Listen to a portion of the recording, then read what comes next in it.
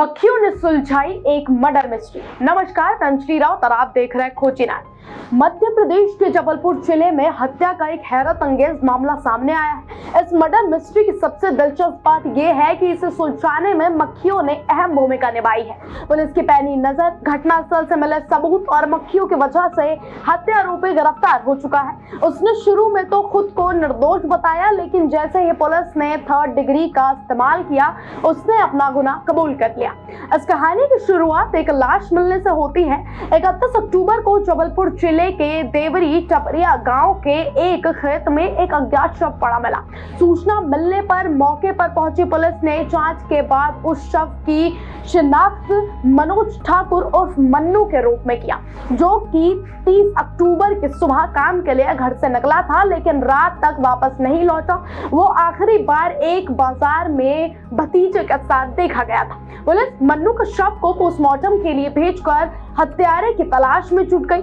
घटनास्थल से सबूत जुटाए जा रहे थे, लोगों की भीड़ लगी हुई थी। उसी वक्त चरगवा थाना प्रभारी अभिषेक प्यासी की नजर एक शख्स पर पड़ी। उसकी आंखें लाल थी, कपड़े पर कुछ मक्खियां भनभना रही थी। उन्होंने तुरंत पुलिसकर्मियों को इशारा किया और संदेह के आधार पर उस शख्स को हिरासत में ले लिया गया। उसके कपड़े की फॉरेंसिक जांच कराई गई।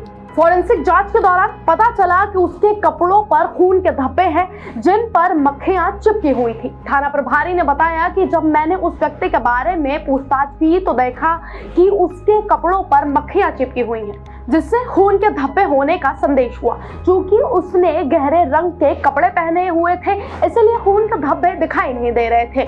फॉरेंसिक टीम से कपड़ों की जांच कराई और पाया कि उन पर खून के धब्बे हैं। अतिरिक्त पुलिस अधीक्षक सोनाली दुबे ने बताया कि आरोपी की पहचान धर्म ठाकुर के रूप में हुई है। वो मृतक मनोज ठाकुर का भतीजा है। उसने शुरू में खुद को निर्दोष बताया, लेकिन बाद में उसने अपना अपराध स्वीकार कर लिया। उससे पूछताछ के बाद पता चला कि वो अपने चाचा के साथ गया था। सीसीटीवी फुटेज से भी इसकी पुष्टि हुई है।